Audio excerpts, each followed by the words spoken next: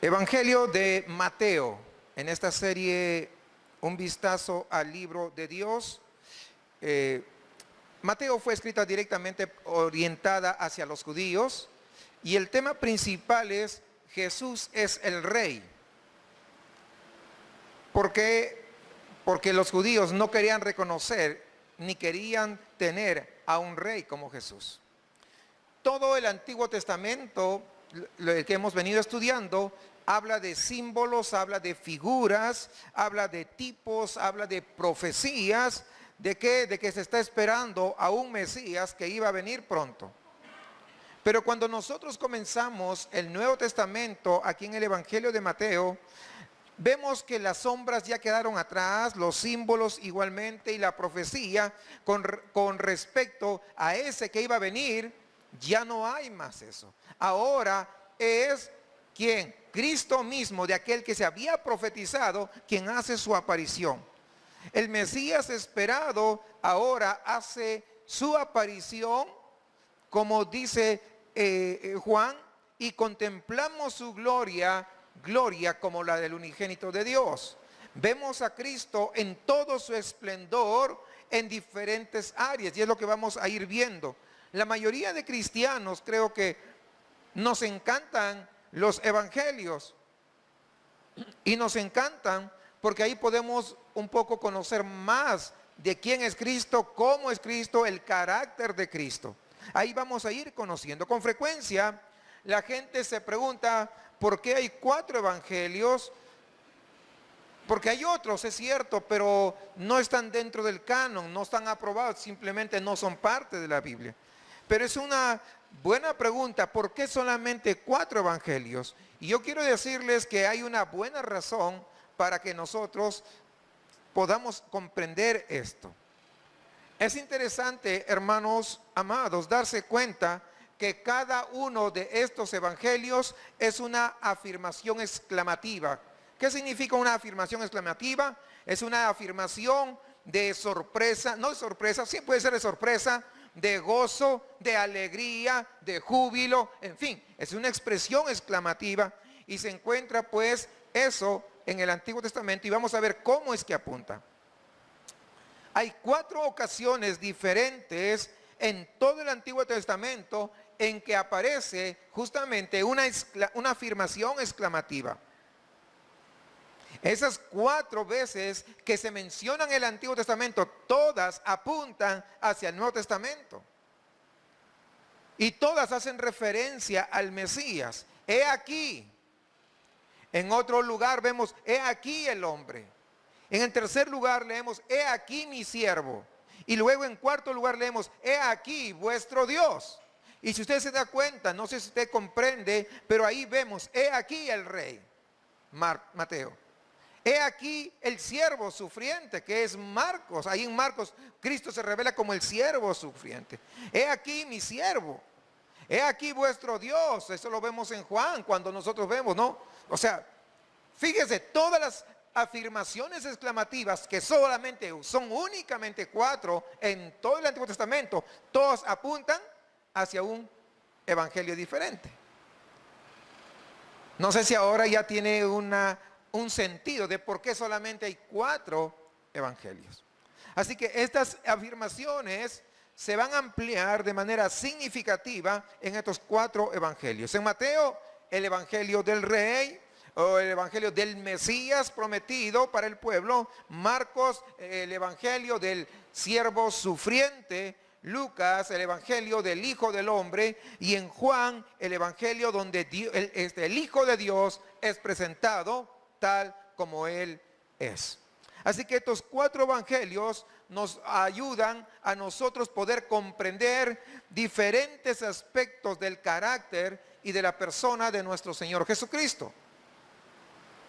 Unos hablan de una cosa, otros de otra cosa. En algunas oportunidades hablan de la misma cosa, pero de diferentes ópticas, diferentes opiniones, de diferente cosmovisión. Ya les decía, Mateo es para los judíos casi exclusivamente. Pero no así Marcos, ni Lucas, ni Juan. Trata diferente. Mateo es el primer libro del Nuevo Testamento y es aquí donde la mayoría de personas que dan sus primeros pininos en la vida cristiana comienzan a leer. Yo no conozco hasta el momento, en todo el tiempo que llevo, que una persona diga, oye, a mí me gustaría empezar por Levítico o Números. Es más, cuando uno empieza a leer y si se va al Antiguo Testamento, está leyendo, ¿no? Génesis, Éxodo, oh, esto ya no me gustó, y de una vez doy un salto, tal vez hasta Josué. Es que es así. ¿No le pasó a usted eso? Bueno, a mí me pasó, yo comencé a leer cuando aprendí a leer. Tenía como 4 a 5 años de edad. Y me pasó, y ¡ay, qué aburrido es esto! Y me pasé. Pero ahora que desarrollamos hace poco la serie sobre Levítico, pues nos dimos cuenta que yo me había perdido, no es que nunca lo haya leído, ¿no? Sino que pues no comprendía.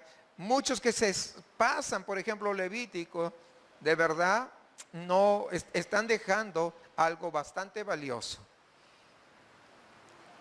Así que si todas las personas empiezan leyendo Mateo, aún hay distribuciones de Nuevo Testamento, ¿no? Pequeños que distribuyen en los hoteles, en las cárceles incluso. Se regalan muchísimos y la gente le dice, mira, voy a comenzar a leer. ¿Y por dónde comienzan? Por Mateo, lógicamente, porque no saben, empiezan por Mateo. Entonces, Mateo podríamos decirle que es uno de los libros más leídos que existen. Este evangelio de Mateo fue escrito por ¿quién? Pues por Mateo, a quien le llamaban Leví.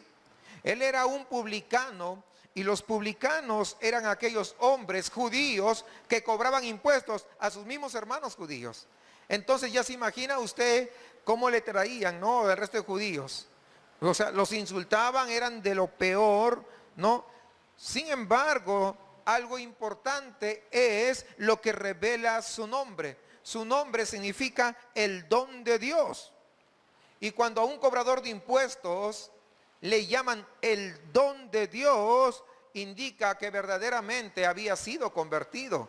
Indica que verdaderamente era salvo, había nacido de nuevo. Y fue posiblemente, cuando digo posiblemente es que no hay una seguridad, que fue nuestro Señor el que le llamó Mateo. De la misma manera que a Simón se le llamó Pedro. Y posiblemente los nombres de algunos otros discípulos también es Jesús quien como maestro les puso otro nombre que era más apropiado a ellos. Según la tradición, Mateo vivió y enseñó en Palestina durante 15 años aproximadamente. Hablo después de la crucifixión. Y luego comenzó a viajar como misionero. Primero fue a Etiopía, luego fue a Macedonia, Siria, Persia y finalmente fallece en Etiopía o Macedonia. No hay seguridad, ¿verdad? Hay algunos que dicen que murió tranquilamente, pero hay otros que dicen que murió trágicamente.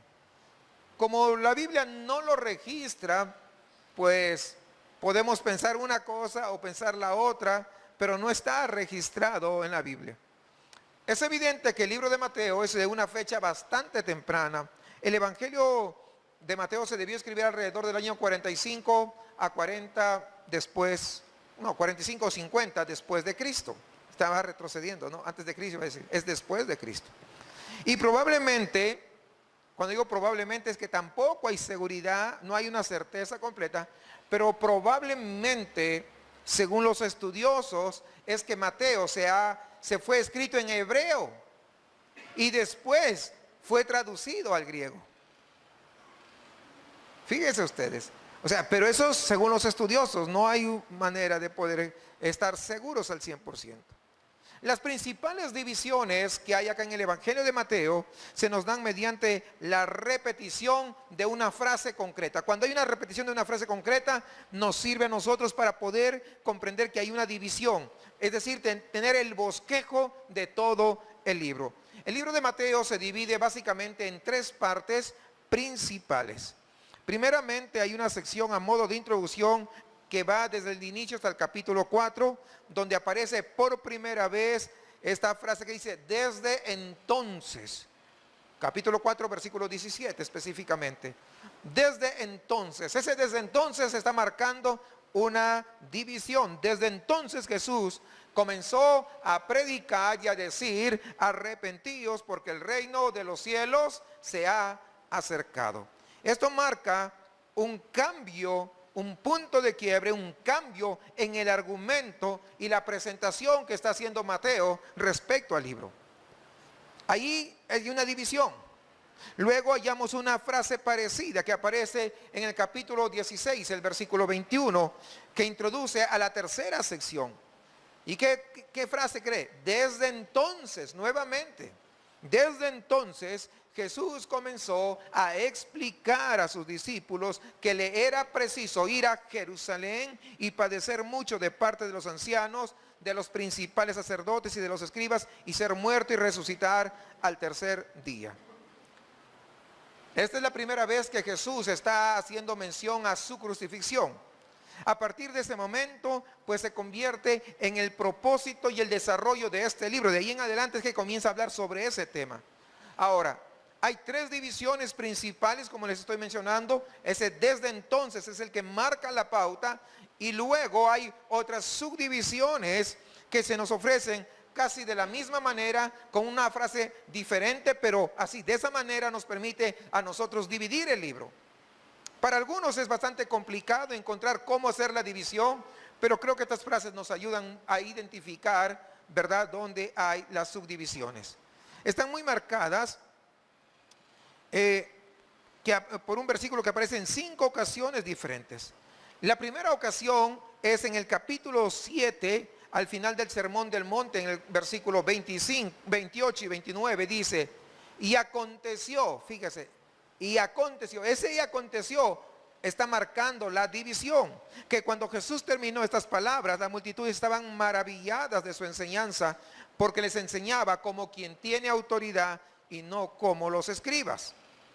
La otra palabra donde dice aconteció es en el capítulo 11, versículo 1. Es la otra subdivisión, dice, aconteció que cuando Jesús acabó de dar instrucciones a sus 12 discípulos, se fue de allí a enseñar y a predicar en las ciudades de ellos. Hay otro más, otra subdivisión, capítulo 13, versículos 53 y 54. Hayamos otras de estas subdivisiones. Aconteció que, si usted se da cuenta, ¿cuál es la palabra, la frase que marca la subdivisión? Aconteció. Si se da cuenta ahí, aconteció, y ahora dice, aconteció que cuando Jesús terminó estas parábolas, partió de allí, vino a su tierra y les enseñaba en su sinagoga, de manera que ellos estaban atónitos y decían, ¿de dónde tiene este su sabiduría y estos milagros? ¿No es este el hijo del carpintero? Ahí es a continuación, en el siguiente capítulo 19, versículo 1 y 2 dice, aconteció que, otro aconteció. Cuando Jesús acabó estas palabras, partió de Galilea y fue a las fronteras de Judea, al otro lado del Jordán. Grandes multitudes le siguieron y lo sanó ahí. Cuando Jesús hubo acabado de decir estas palabras, le dijeron a sus discípulos, ¿sabéis que dentro de 2 días se celebra la Pascua y el Hijo del Hombre será entregado para ser crucificado? Como se dará cuenta, amado hermano, en cada una de ellas hay que un quiebre, hay un cambio de dirección respecto a lo que estaba hablando, hay un nuevo tema que está exponiendo, y estos cambios de dirección son los que marcan las divisiones, pues, de este libro de Mateo. Así que la primera división, todo es acerca de los preparativos para hacerle el rey, para que el rey pueda llevar a cabo su ministerio. Si ustedes se han dado cuenta, es lo que pasa en la primera parte. Y esto, ustedes recordarán cuando estudiábamos el libro de Zacarías, el capítulo 9, versículo 9, hace una referencia que dice, humilde y montado sobre un asno, sobre un borriquillo, hijo de asna. Y Mateos, pues, es el evangelio del rey. Es el evangelio donde se ve al Mesías prometido ahí en las profecías en el Antiguo Testamento. Esta profecía que justamente acabo de leer, que está aquí en Zacarías, se cumple cuando con la entrada triunfal a Jerusalén. Cuando el Señor entra, es justamente que vemos que las características que se mencionan en Zacarías son exactamente como Jesús hace su ingreso. ¿Y cuál es la labor de Mateo? Pues la labor de Mateo es presentarle como rey. El asunto es que los judíos esperaban que venga un rey allí en su caballo, muy suntuoso, porque así esperamos a veces. Es como que alguien, en una oportunidad, yo era muchachillo, y me invitaron a predicar, y no me acuerdo ni por qué me invitaron. Y después de predicar se acercaron unos hermanos y decían, es que yo pensé que el predicador era de mayor edad, no pensaba que usted iba a ser el predicador, me dijeron. Porque muchas veces queremos solamente por las apariencias, así juzgamos a las personas. Lo mismo pasó cuando Jesús entró por las apariencias. No creemos, que Mateo lo estaba presentando como rey, pero nadie pensaba que, ni quería aceptar que él era el rey. Ya sabemos toda esa parte. Por lo tanto, Mateo tiene que hacer la presentación. ¿Y qué hace Mateo? Mateo hace algo importante. Presenta su genealogía del rey. ¿Por qué? Porque todos los reyes tienen que tener una genealogía. El linaje de un rey es lo más importante acerca de él.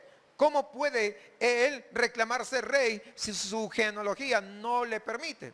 Sería un absurdo. Por lo tanto, Mateo, él desarrolla la genealogía de manera detallada y bastante completa, que viene desde Abraham hasta José. José no era su padre biológico, era su padrastro, vamos a decir, el que fue esposo de María. José pertenecía a la línea real de David. Y es precisamente de José del que tiene nuestro Señor su derecho real al trono, porque él era el heredero de José. Pero por otro lado, fíjense ustedes, es a través de María, que era también de la línea real de David, que tiene ese derecho genealógico al trono. Es decir, su derecho legal viene por medio de José, pero su derecho hereditario viene por medio de María. Es decir, a través de los dos, él tiene el derecho de ser el rey sobre su pueblo que había escogido. Con lo cual nadie podrá levantarse y decir, no, es que no cumple los requisitos, porque el hombre somos así. Sin embargo, Dios, que nos conoce y que conoce a todos los hombres, dijo, cuando venga Jesús a este mundo, va a tener que demostrar tanto por la genealogía de María como por la genealogía de José. De tal manera que nadie le quede la menor duda a esto. Como sabemos, José no fue realmente su padre, pero María sí fue su madre biológica. Ahora, el primer capítulo pues nos cuenta cómo fue su nacimiento. El segundo capítulo de Mateo describe los acontecimientos que siguieron después de huir a Egipto. Ustedes recuerdan ese episodio. En el tercer capítulo nosotros nos encontramos con el bautismo de nuestro Señor Jesucristo. Por lo tanto, los dos primeros versículos, los dos primeros capítulos lo relacionan ¿con qué? Lo relacionan con las cosas físicas, con las cosas de este mundo, con las cosas que relacionan a todo ser humano, si usted se da cuenta. Su genealogía lo une a la línea terrenal de David, pero su bautismo, ahí es donde cambia. Su bautismo lo relaciona con el cielo mismo. Y eso es lo valioso, es lo importante. ¿Por qué? Porque al relacionarlo con el cielo mismo y al poder escucharse esa voz en la cual con claridad dice, este es mi Hijo amado en quien tengo complacencia, lo que está demostrando es las credenciales que tenía Jesús de parte de lo alto, de parte de su Padre. Estaba ahí con las credenciales de autoridad. ¿Por qué? Porque acaban de escuchar y fue audible, de tal manera que no quede una sola duda que Él era enviado, el Mesías prometido. Pero a pesar de eso, la incredulidad siguió ahí permaneciendo. Así que vemos cómo es que se declara primero a través de José y María, esa línea real, pero ahora cuando es bautizado, este es mi hijo amado. ¿Qué está declarando? Pues está declarando la línea real, pero no cualquier realeza, sino estaba hablando de la más alta línea real que puede existir en todo el universo. Es el Hijo de Dios. Es lo que podemos ver nosotros. No sé si usted se da cuenta cómo va avanzando todo esto. Y en el cuarto capítulo tenemos que observar las pruebas que tiene que pasar el rey.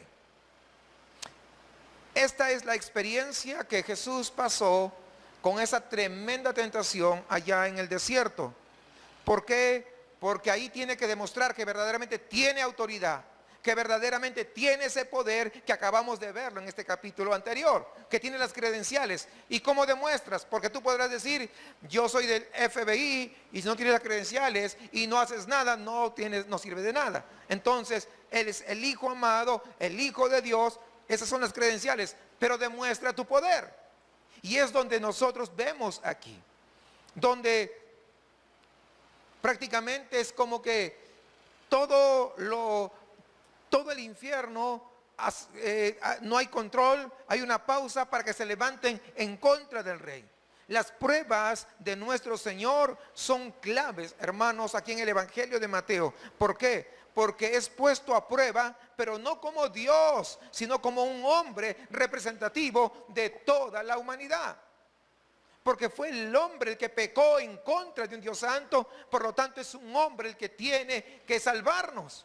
Entonces venía para poder superar, tenía que ser hombre, y como hombre Él estaba allí. Él fue al desierto como el Hijo del Hombre y fue puesto a prueba para poder cumplir, ¿qué cosa? La intención que Dios tiene con todos nosotros los hombres. El hombre se compone de tres partes: cuerpo, alma y espíritu.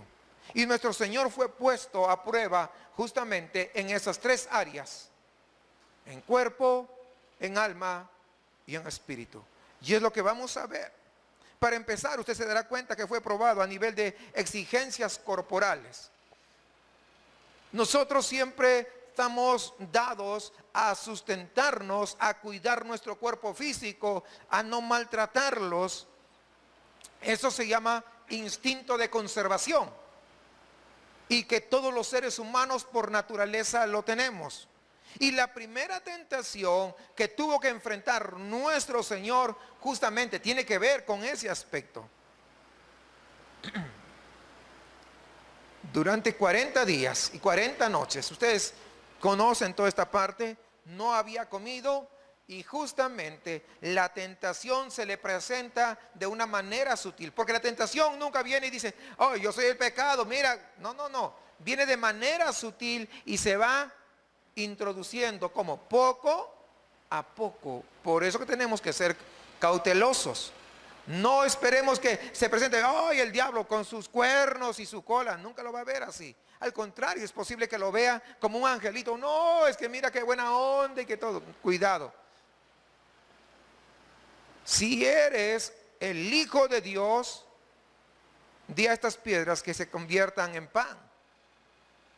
¿Está hablando de qué? Un alimento físico, un alimento que soporta el cuerpo físico. ¿Pero qué hizo Jesús? Jesús no aceptó eso, sino que Él decidió seguir caminando en la voluntad de Dios a pesar de la intensidad de la presión.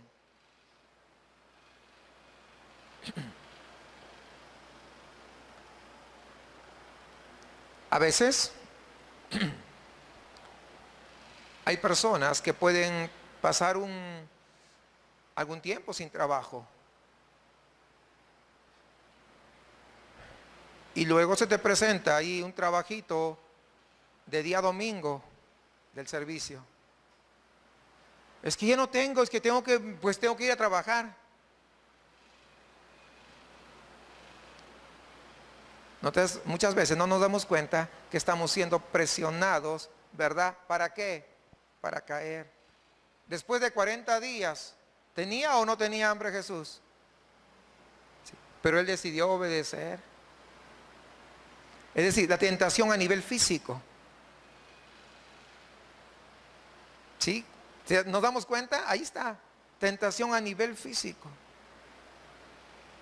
¿Qué hubiera hecho usted después de haber ayunado 40 días si alguien le hubiera ofrecido comida, una buena torta? ¿Ah? No, yo no como cerdo. Bueno, usted que no come puerco, una ensalada vegetariana, pues, de lo mejorcito. Ya, una ensalada, no, ya, unos, ¿cómo se llaman estos que son unos huevos rancheros? O a la mexicana, bueno, como le guste, ¿verdad? Eso le gusta más, está bien. ¿Qué hubiera pasado, no? El hombre, nosotros somos muy susceptibles a la autoconservación. Fíjense, no está mal. Pero este caso era una tentación. A continuación fue puesta, pues, ¿qué cosa? Ya probó la parte física. Recuerden, nosotros somos cuerpo, que es la parte física, alma y espíritu. Ahora viene la parte del alma. Es decir, en medio de esa pasión dominante del alma, que es la manifestación de la personalidad, ¿verdad? A este nivel, todos deseamos de alguna manera demostrar de qué somos capaces cada uno. Nadie dice, no, pues no, tranquilo, no. Este es una de las funciones principales que tiene el alma humana. El poder siempre salir adelante, el superar, el demostrar.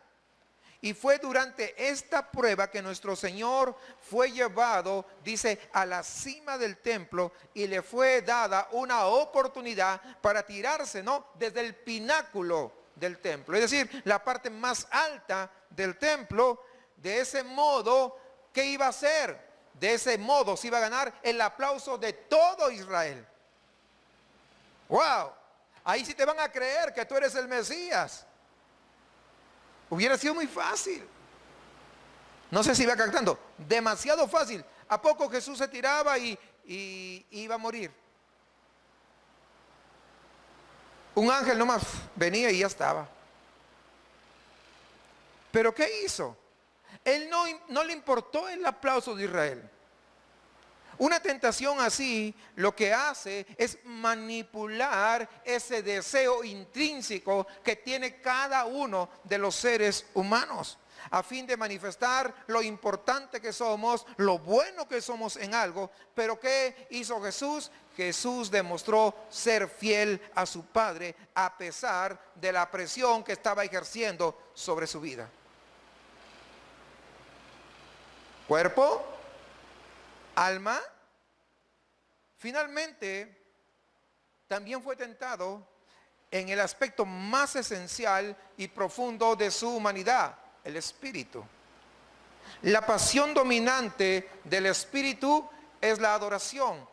Todo ser humano tiene de alguna manera ese algo dentro de sí que lo lleva a una adoración. Ojo, no estoy hablando de cristianos, estoy hablando del ser humano en general. Los musulmanes tienen dentro de sí de adorar a lo que ellos creen. Los budistas adorar a lo que ellos creen. Y así, en todo el mundo adoran a diferentes, porque eso ya está dentro del ser humano. Es por eso que el ser humano es esencialmente un ser religioso. Fíjense, no digo cristiano, un ser religioso. ¿Por qué? Porque su espíritu siempre está anhelando algo, adorar a algo, tener a alguien, un ídolo, alguien a quien seguir, a un héroe, alguien a quien levantarle las manos y poder saber que es a quien quiere imitar. Y fue en ese nivel que el enemigo, que Satanás vino a él, ¿y qué le dice? Y estaba hablando a nivel espiritual, dice, todo esto te daré. Mira, le mostró, todo eso te daré si postrado me adorares. Estaba hablando a nivel espiritual. Pero la respuesta fue contundente. Más demoró el diablo en decirlo que la respuesta en llegar. Escrito está, al Señor tu Dios adorarás y a Él solo servirás. De modo que vemos, pasó prueba, esos tres tipos de prueba, probando la parte física, el cuerpo, el alma y el espíritu.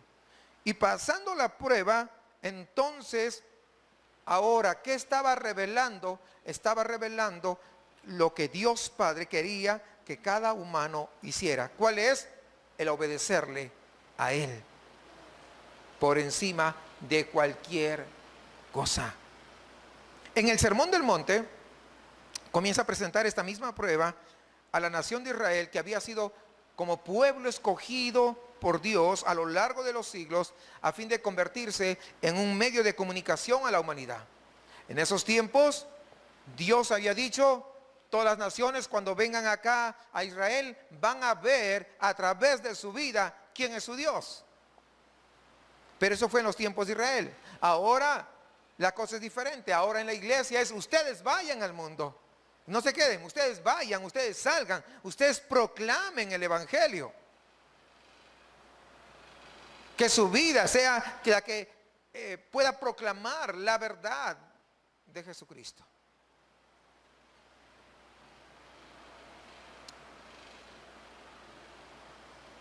Pero ahora, cuando Cristo le pone a este pueblo frente a esta prueba, ¿sabe qué pasó? No lo aprobaron, reprobaron. Qué interesante que al no aprobarlo, Él dijo: no, pues se frustró nuestro plan, y ahora ¿qué vamos a hacer? No, Él sabía lo que iba a pasar, evidentemente. Sin embargo, Él, el Hijo de Dios, el Rey de Dios, el que vino al mundo, Él se ofreció a sí mismo como Rey de Israel, primero a nivel físico y a continuación a nivel del alma, que es algo importante. Cuando fue rechazado en los dos sentidos, a nivel físico, sí saben que fue rechazado a nivel físico, ¿no? Y a nivel del alma, entonces pasa al ámbito del misterio del espíritu humano. Hermanos, en el día más terrible de su vida, de su existencia sobre la tierra, donde tuvo que ser crucificado, Él completó la obra redentora que ganaría de nuevo al hombre para Dios, cuerpo, alma y espíritu, lo que el hombre no había sido capaz de poder hacer. Por lo tanto, si usted se da cuenta, la redención no comienza con lo físico, no comienza con el alma, comienza con el espíritu. Y es por eso, por lo que la obra de Cristo en nuestros corazones, aunque muchos se sienten atraídos o nos sintamos atraídos a nivel físico para que Él supla nuestras necesidades físicas o que supla las necesidades a nivel del alma, para que tal vez pueda mejorar nuestra vida, ¿sabe qué? Nada de eso nos va a transformar realmente hasta que nosotros nos hayamos entregado a Él en cuerpo, en alma y en espíritu, que es la situación básica de la adoración, mediante el cual nosotros nos entregamos por completo, no nos guardamos nada para nosotros, y es entonces que entregamos todo de sí a Él, de tal manera que comience a trabajar en nosotros, y es donde se comienzan a producir el cambio en nuestras vidas. Porque muchas veces si entregas solamente a nivel físico, tal vez te sane, tal vez te provea una estabilidad emocional, hablamos de la parte del alma, tal vez te dé un trabajo a nivel físico, tal vez te dé algo que tú deseas, pero eso no cambiará la parte espiritual, y por lo tanto no habrá una transformación, porque solamente meramente será a nivel externo, mas no en lo profundo del corazón. Esa es la razón. Vemos de modo que esto se hace evidente en el Evangelio de Mateo, siendo en primer lugar el pueblo de Israel el que lo recibe.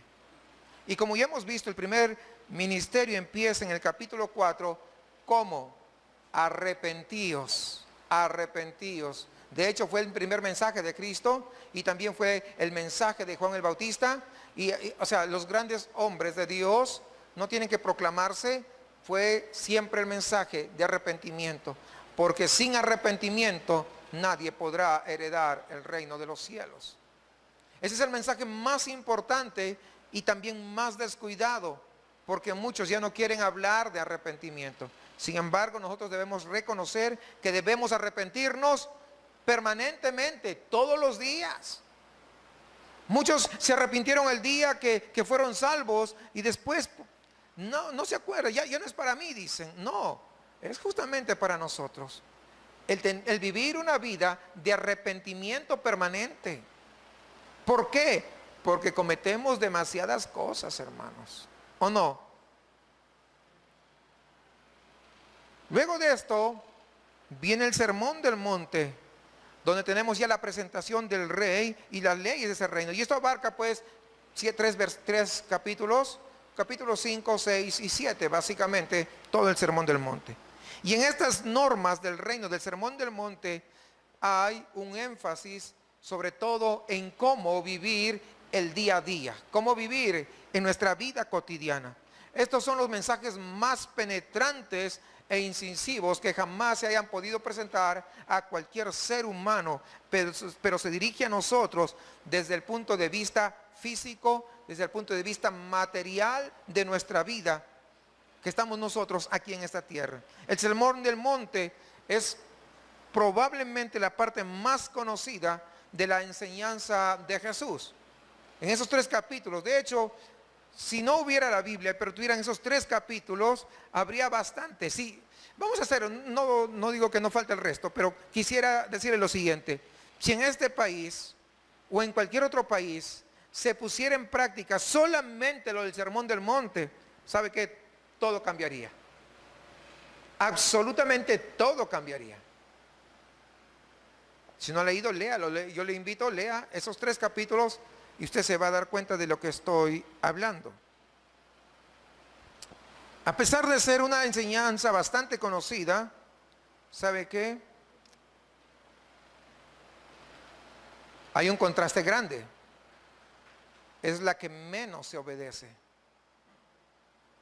Justamente, el Sermón del Monte. No lo obedecen. El Sermón del Monte es lo más parecido a un manifiesto de parte de Jesús. ¿Por qué? Porque es su propia descripción de lo que él deseaba que sus seguidores fueran e hicieran. Bienaventurados los pobres de espíritu. ¿Por qué? Y ahí viene, ¿por qué son bienaventurados? Bienaventurados es dichosos, alegres, los pobres de espíritu. Tú no puedes ser pobre de espíritu porque naturaleza eres orgulloso.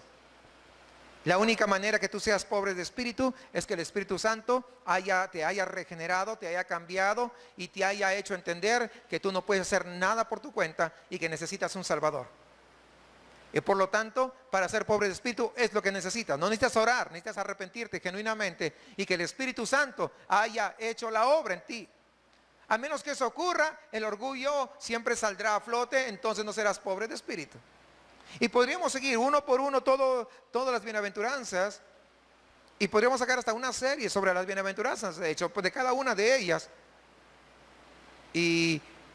Pero son enseñanzas tan extraordinarias.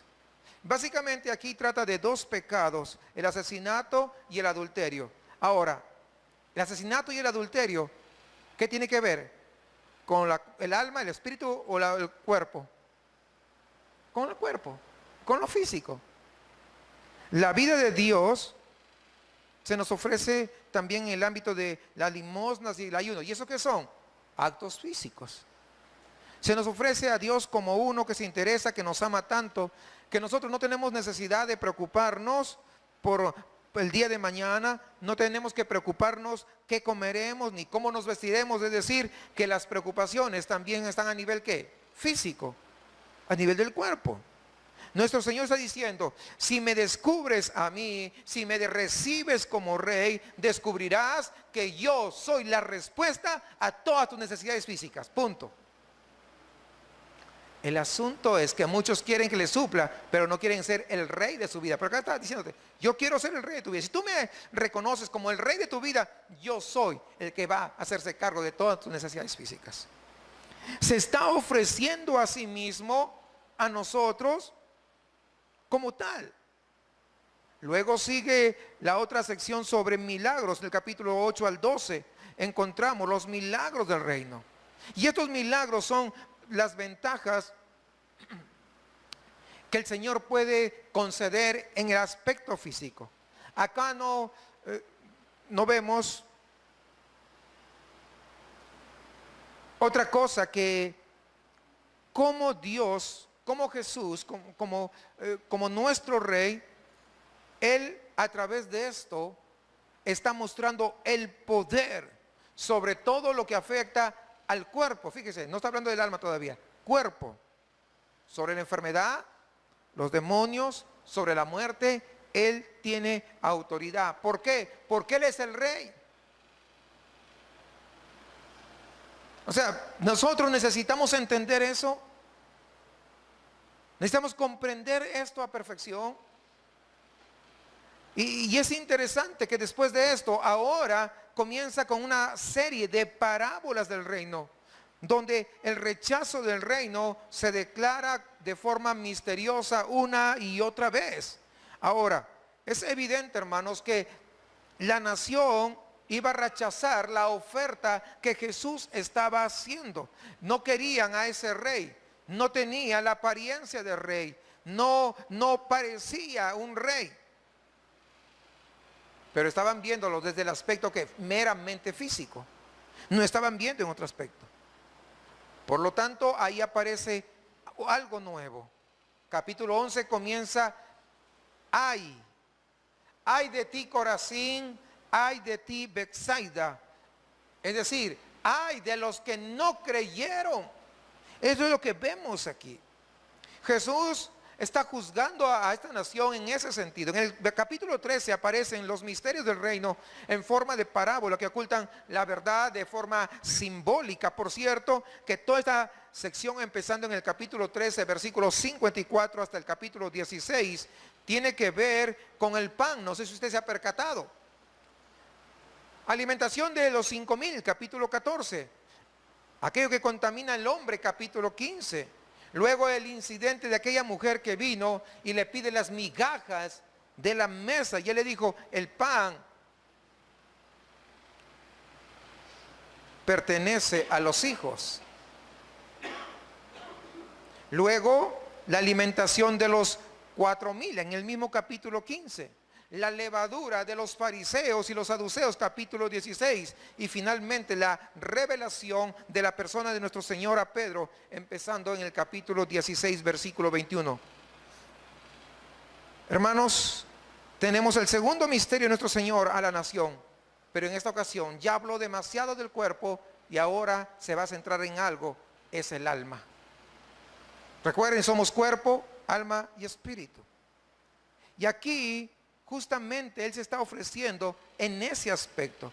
Su primera revelación la hace solo a sus discípulos, pero a continuación lo hace a toda la nación de Israel. Todos son parábolas que la presentan como el rey que tiene ese derecho a mandar, que tiene ese derecho a gobernar sobre el carácter de las personas. Así que en esta ocasión no habla más de la vida física, sino habla del alma de cada una de las personas. Nos encontramos con esa entrada triunfal a Jerusalén, donde comienza a juzgar a la nación de Israel. ¿Cómo? Desde el templo. Ustedes saben que entra al templo, ¿qué hace? Detiene a todos los que llevan sus ofrendas, saca fuera a los cambistas, y una vez más escuchamos: ay, lo cual indica juicio.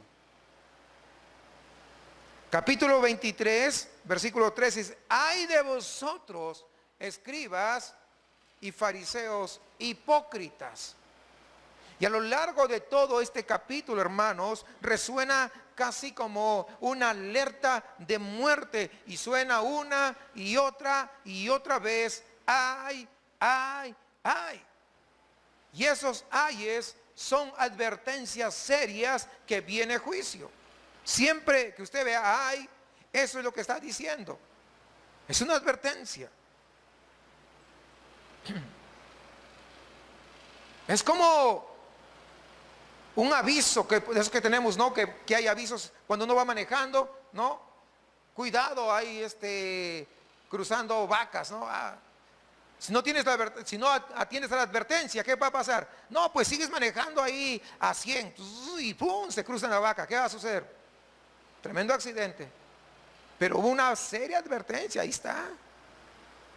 Luego sigue capítulo 24 y 25, en los que tenemos nuevas instrucciones. Es lo que llamamos el discurso del olivar, porque allí fue con instrucciones muy precisas para los discípulos, para los creyentes, qué se tiene que hacer hasta que Él venga. Y Él revela cómo se va a desarrollar toda la historia mundial, lo que sucederá entre etapas, qué va a suceder, qué va a pasar, todas las fuerzas de las tinieblas, cómo es que se van a levantar, cómo van a querer agredir al pueblo de Dios, cómo van a ser sometidos a pruebas, cómo van a ser conmovidos sus fundamentos, removidos algunos, pero a pesar de todo lo que se levante, habla de algo importante. ¿Sabe cuál es?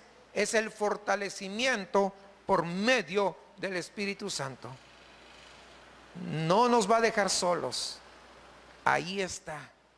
Y por fin llegamos a la última sección donde nos encontramos la traición, el juicio de Cristo, la agonía, la crucifixión y la resurrección de nuestro Señor. Ahí solo, abandonado por sus amigos, teniendo una lucha a muerte con los poderes de las tinieblas. Y cuando todo el infierno estaba celebrando, vencimos, al tercer día, el león de la tribu de Judá se levantó victorioso. Y las tinieblas tuvieron que enmudecer frente a la gran victoria, porque justamente lo que hizo Jesús es como llevar a todos sus enemigos y exhibirlos públicamente para que todos supieran que quién es el vencedor. Jesucristo, el único, el Hijo de Dios, nuestro Salvador y nuestro Redentor. Es lo que hizo aquí. Ahí en esa cruz es que derrotó a todos los poderes de las tinieblas que venían actuando contra la humanidad. Y Pablo dice lo que acabo de decirlo en otras palabras. Yo estaba diciéndolo en otras palabras, pero es exactamente lo que hizo. Hermanos, nosotros cuando leemos este evangelio nos damos cuenta realmente de que verdaderamente Jesucristo vino como el Mesías y nadie lo aceptó, porque no tenía una corona real. La única corona que tuvo cuando estuvo acá fue una corona de espinas. El único trono que ocupó fue una cruz sangrienta. El único cetro que jamás tuvo en la mano fue una caña cascada.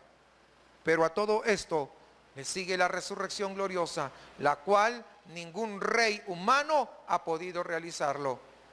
Cuando visitas la tumba allá en Jerusalén el día de hoy, lo único que encuentras es una tumba vacía.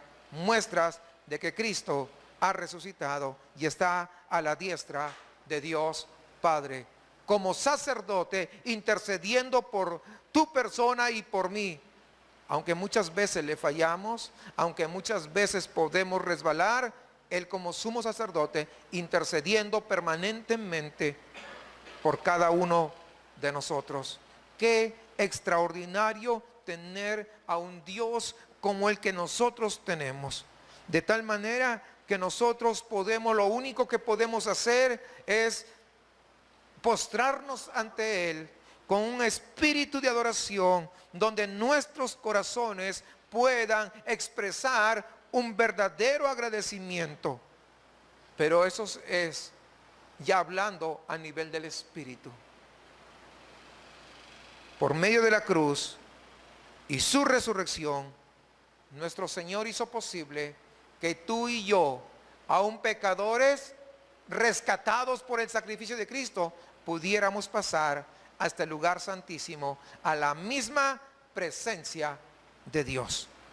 Por lo tanto, el gran mensaje del Evangelio es que Dios no encuentra un trono en ninguna parte en el espacio, sino que Él quiere ser el rey de tu corazón, el rey de tu vida.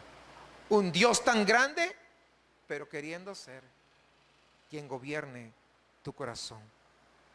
Sí, qué extraordinario, hermanos. Qué extraordinario que aquel que venció la muerte quiera gobernar tu vida y la mía. Que aquel que vino acá e hizo todo lo que hizo, quiera morar en tu corazón. Qué extraordinario que aquel que en el inicio, cuando no existía absolutamente nada, dijo hágase y fue hecho. Él quiere habitar en nosotros. Y muchas veces nuestras actitudes lo rechazan. Muchas veces nosotros todavía no entendemos lo glorioso es que Él venga a hacer su habitación en nuestros corazones. Cuando el Rey ocupa el trono de una vida, está presente el reino de Dios. Y este es el mensaje de Mateo: arrepentíos porque el reino de los cielos se ha acercado. La gran interrogante a la que Mateo exige respuesta es esta: ¿es Jesús el verdadero rey de tu vida? ¿Es Jesús? ¿Él es tu salvador de tu cuerpo? ¿Es el salvador de tu alma? ¿O aún todavía no es el rey? Entonces la pregunta que nos hace Mateo es: ¿se ha convertido Él en rey en tu corazón? ¿Eres templo del Espíritu Santo? ¿Tu corazón está dominado por Él? ¿Se ha apoderado de tu adoración como individuo? No hablo de la alabanza en general, de la adoración corporativa, sino individual. ¿Él es tu Dios?